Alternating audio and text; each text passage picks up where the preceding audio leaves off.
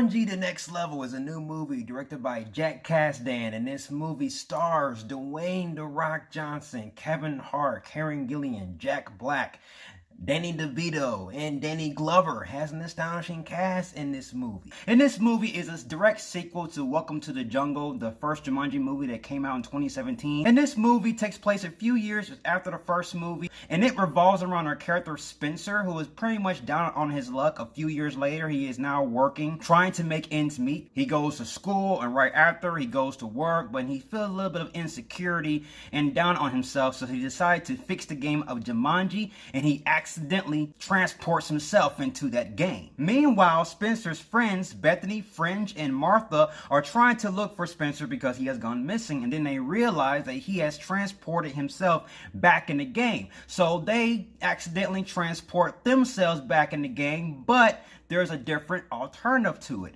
Bethany was left behind, and Danny DeVito's character, Eddie, who is the grandfather of Spencer, and his friend Milo, who's being played by Danny Glover, are transported into the Jumanji game. So we have different avatars being played by different characters than the first movie. We have The Rock, Dwayne Johnson, who plays aka Bravestone in this movie, and he is actually Danny DeVito's character, and Kevin Hart's character is actually Danny Glover in disguise. His character is Milo. I have to say that this movie goes with the title perfectly. This was a great fun ride, enjoyment from start to finish. I was laughing, I was just captivated into the chemistry of his characters. I just love the performances from everyone, especially The Rock. I feel like The Rock and Kevin Hart had the standout performances in this movie, because in this movie, Dwayne "The Rock" Johnson and Kevin Hart has to play different characters. They have to play like a different persona. This movie had a little bit more heart than the first movie. This movie delves on insecurity in certain characters, dealing with your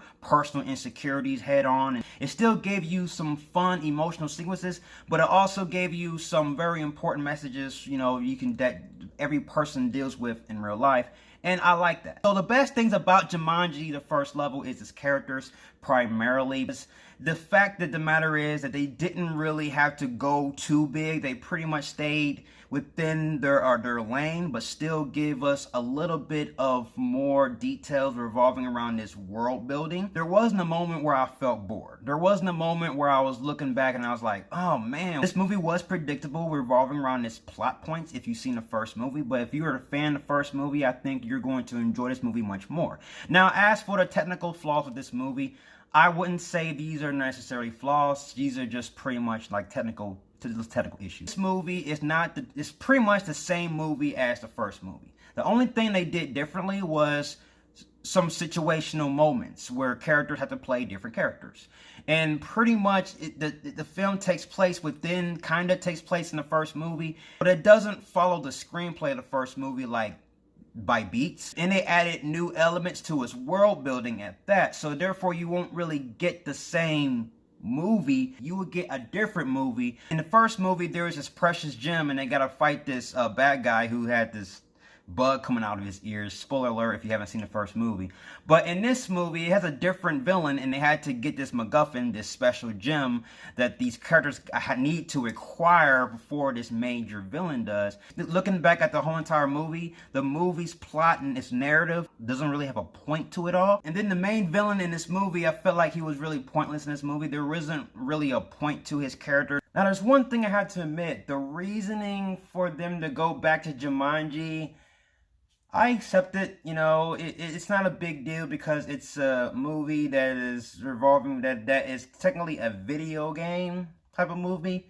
So it's not a big deal.